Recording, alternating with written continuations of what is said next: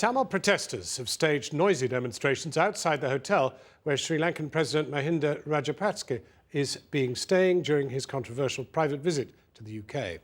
Their demand that he be prosecuted for war crimes came as a senior international lawyer told this programme that he believes that charges could be brought against troops shown in a video broadcast on Channel 4 News earlier this week. That appeared to show them carrying out executions during last year's Sri Lankan civil war. Jonathan Miller has this report. The war might have been won by the president's men, but tonight a new battlefront opened up on the western flank of Park Lane, across from London's plush Dorchester Hotel, where President Rajapakse is staying. Exiled Tamils, many brandishing the standard of the defeated Tamil Tigers, denouncing him as a terrorist and a war criminal. These people are asking for justice. That's what we're asking. We want an independent international investigation into war crimes and crimes against humanity committed by President Rajapakse and his government. President Rajapakse has been here since Monday, but his private visit's been so private that he's been invisible. This is archive footage of his inauguration 2 weeks ago. His government, though, furious that the president's speech in Oxford, scheduled for tonight, was cancelled for security reasons. This cabinet minister said only failed states failed to provide adequate security for visiting heads of state. Britain, one newspaper said, unable to uphold its belief in free speech.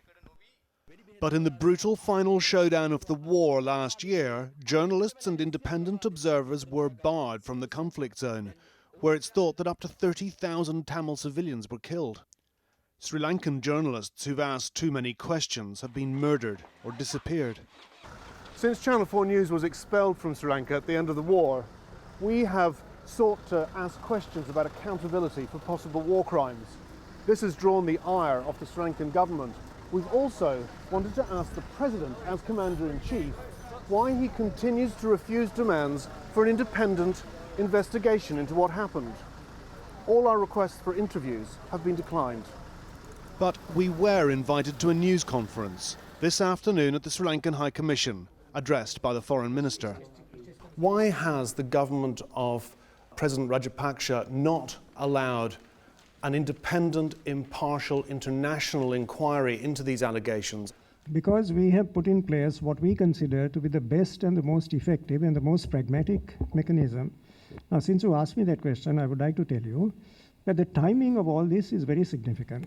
Channel 4, see now this material has been surfacing, not only Channel 4, some other media as well, at a time when something crucial for Sri Lanka is about to happen, either in Britain or in Western Europe. The minister was referring to our broadcasting of video footage which appears to depict Sri Lankan soldiers executing bound Tamil prisoners. He objected to our airing one such film on Tuesday, the president's first day in Britain. Tonight we showed the executions video to an international criminal lawyer. I think the cases that can be made in this video is first directed at the individuals, the perpetrators of these crimes, where their faces are shown, but also the possibility of looking at the commanders. Sri Lanka's Commander-in-Chief leaves London tomorrow. The only photographs of the president's trip on the front page of government websites today.